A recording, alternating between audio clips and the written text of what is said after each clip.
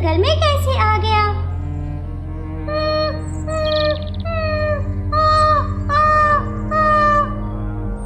क्या तुम्हें बहुत दर्द हो रहा है?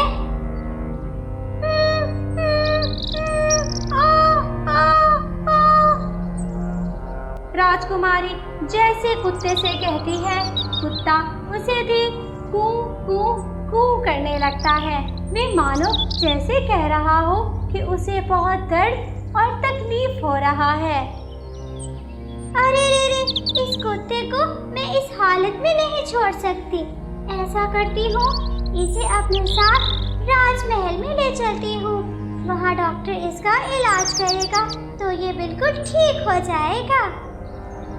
राजकुमारी को कुत्ते पर बड़ी दया आती है और वो कुत्ते को अपने साथ राजमहल में ले चलती है। राजकुमारी सबसे पहले डॉक्टर को बुलाकर कुत्ते का इलाज करवाती है। ये देखकर राजा जी बहुत गुस्सा हो जाते हैं। राजकुमारी, तुम्हारी इतनी हिम्मत, तुम राजमहल में कुत्ता ले आई? यह राजा के महल में शोभा नहीं देती। अभी के अभी इस कुत्ता को राजमहल से बाहर निकालो। पिताजी, क्या आप इस कुत्ते की हालत को नहीं देख रहे? मैं इसे इस हालत में नहीं छोड़ सकती और अगर आप इसे महल से जाने का कहेंगे तो फिर सुन लीजिए, मैं भी महल से चली जाऊंगी। ठीक है, कुत्ता के उपचार पूरा होने के बाद इसे जंगल में रख आना। ठीक है पिताजी, जब ये बिल्कुल ठीक हो जाएगा तो मैं इसे महल से बाहर छोड़ आऊंगी। राजकुमार अपनी बेटी चंद्रकला से बहुत प्यार करता था, इसीलिए वो अपनी बेटी चंद्रकला की जिद के आगे मजबूर हो जाता है।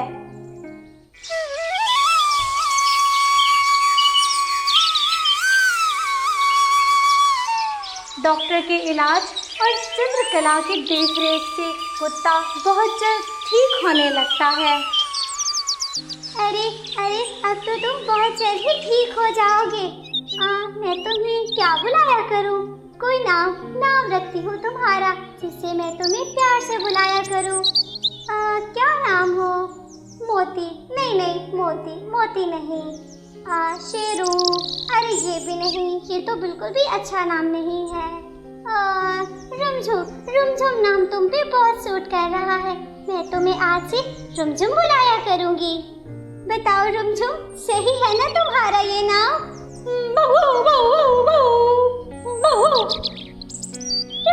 रुमझुम आओ, पकड़ो मुझे, पकड़ो।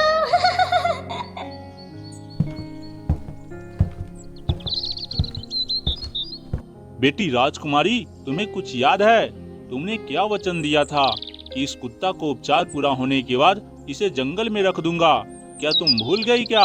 चलो जल्दी करो, इसे जंगल में रखाओ। ये सुनकर राजकुमारी चंद्रकला बहुत उदास हो जाती है। वो अपने पिताजी की आज्ञा मानकर कुत्ते को राजमहल से दूर छोड़ने चली जाती है।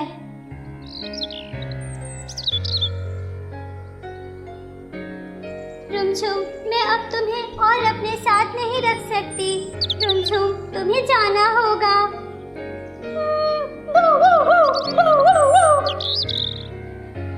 कुत्ता फिर से कू कू कू करता है, जैसे मानो वे राजकुमारी से कह रहा हो कि मुझे छोड़कर मत जाओ। राजकुमारी चंद्रकला कुत्ते को वहीं छोड़कर अपने महल चली आती है, पर उसको ये नहीं पता था कि उसका कुत्ता रुमझुम उसके पीछे पीछे ही आ रहा है। और जब वो महल पहुंच जाती है, अरे रुमझुम, तुम्हें तो मैं वहाँ छोड़कर आई थी ना, तुम क्यों आ गए मेरे पीछे? अरे रुमझुम, समझाया भी था कि अगर पिताजी मुझे तुम्हारे साथ देख लेंगे तो वो बहुत गुस्सा होंगे। अब तुम मेरे साथ नहीं रह सकते रुमझुम, चले जाओ। राजकुमारी अभी अपने कुत्ते से बात कर ही रही थी कि तभी राजकुमारी के पिता राजकुमार वहीं आ जाते हैं। राजकुमारी, तुम्हारी इतनी हिम्मत, तुम मेरी बात को नहीं मानी। तुम फिर से इस कुत्ते को राजमहल में ले आई। सैनिकों, कुत्ते को महल में देखकर राजा जी बहुत गुस्सा होते हैं और वो अपने सिपाहियों को बुलाकर कुत्ते को मारने का हुक्म देते हैं। सैनिकों, इस कुत्ता को हाथ पैर बांधकर कुआं में फेंक दो, वहीं पर उनकी मृत्यु हो जाएगी। पिताजी, आप रुमझुम के बारे में ऐसे मत बोले। रुमझुम बहुत समझदार है, आपको कभी रुमझुम से तकलीफ नहीं पहुंचेगी। मैं आपको वचन देती हूँ, अगर रुमझुम ने आपने कोई तकलीफ दी तो आप इसे सजा दीजिएगा, पर प्लीज रुमझुम को मेरे साथ रहने दीजिए। मैं रुमझुम के बिना मर जाऊंगी।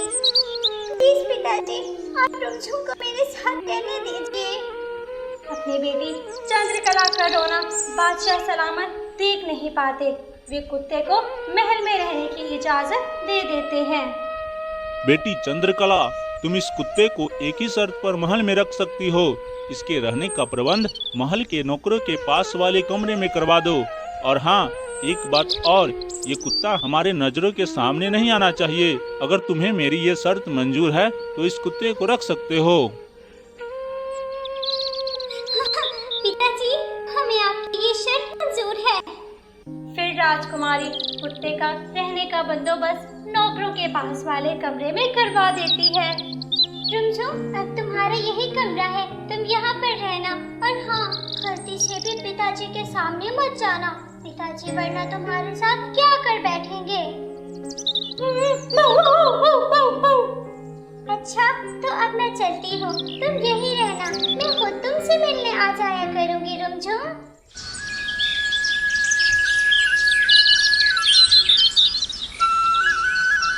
राजकुमारी और रुमझुम की बहुत अच्छी दोस्ती हो जाती है।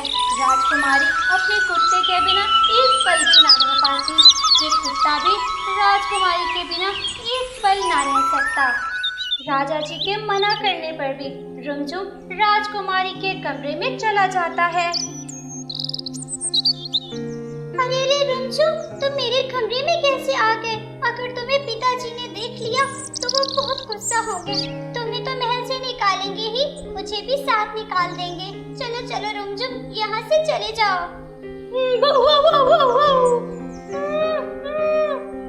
अरे अरे रुमझुम, ये मजाक का समय नहीं है, तुम जल्दी से जाओ, वरना पिताजी तुम्हें मेरे साथ देखकर गुस्सा हो जाएंगे।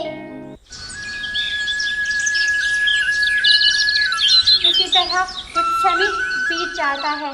फिर एक रात राजमहल में दो आदमी मुंह पर कपड़ा बांधे आपस में बातें कर रहे होते हैं।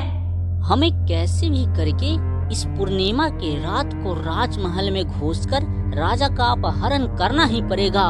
हाँ, इससे अच्छा मौका हमें फिर कभी नहीं मिलेगा।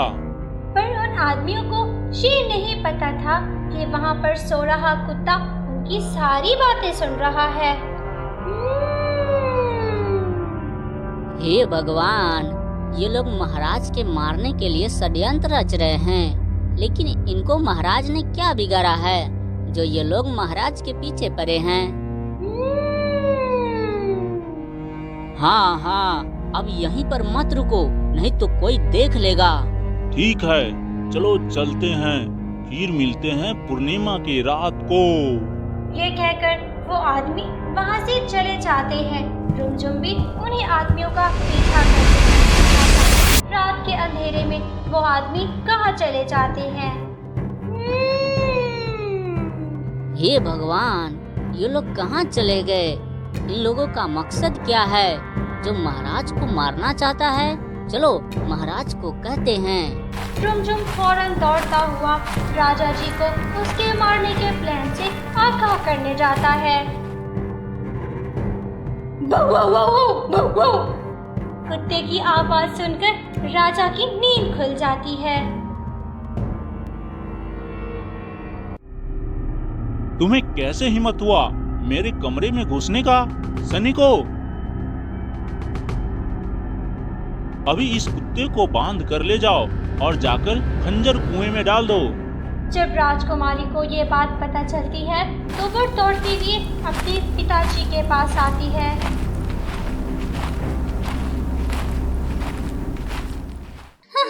पिताजी, आप रुमझुम को माफ कर दीजिए। रुमझुम फिर से ये गलती नहीं करेगा, प्लीज पिताजी। मैं अपना फैसला सुना दिया, वो आपस नहीं होने वाला। महाराज एक बात तो सुनिए, आपको पता नहीं कोई तो है जो आपको मारने का षड्यंत्र रच रहे हैं।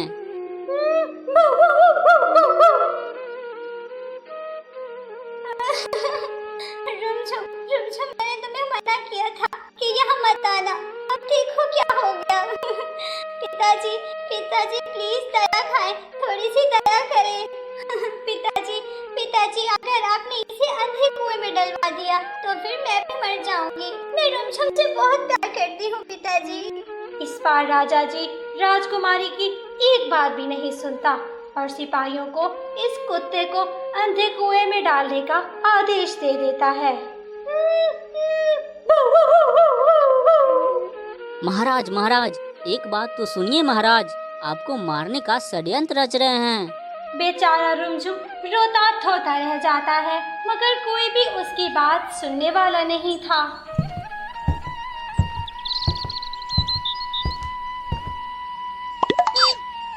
सिपाही रुमझुम को एक अंधे कुएं में डाल आते हैं।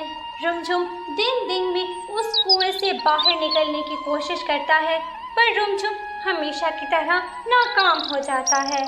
हे भगवान, इस कुआं से निकलना तो नामुमकिन है। 4 दिन के बाद पूर्णिमा के रात न जाने महाराज को क्या होगा। हमें कैसे भी करके इस कुआं से बाहर निकलना ही पड़ेगा।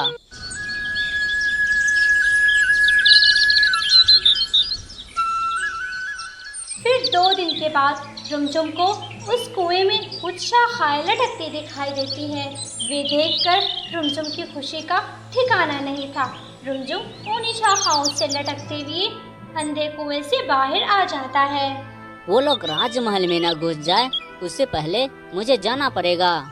राजा जी तभी रात को अपने महल में सोए हुए था कि 2 आदमी महल में मुंह पर कपड़ा बांधे हुए आते हैं और राजा के कमरे में घुस जाते हैं। राजमहल में सभी गहरी नींद में सो रही है, राजा भी गहरी नींद में सो रहे हैं। इससे पहले कोई देख न ले, चलो राजा का अपहरण करते हैं। हाँ चलो जल्दी करो, यही मौका है राजा का अपहरण करने का। फिर वो दोनों राजा जी को बेहोश कर बोरे में डालकर ले जाने लगते हैं। जैसे ही महल से बाहर जाते हैं, रुमझुम उन्हें जाता देख लेता है। हमें चुपचाप इनके पीछे जाना होगा। आखिर महाराज को कहाँ ले जा रहे हैं? रुमझुम चुपचाप उन आदमियों का पीछा करता है। रुमझुम देखता है कि वो 2 आदमी राजा जी को एक सुनसान खंडर में ले जा रहे हैं।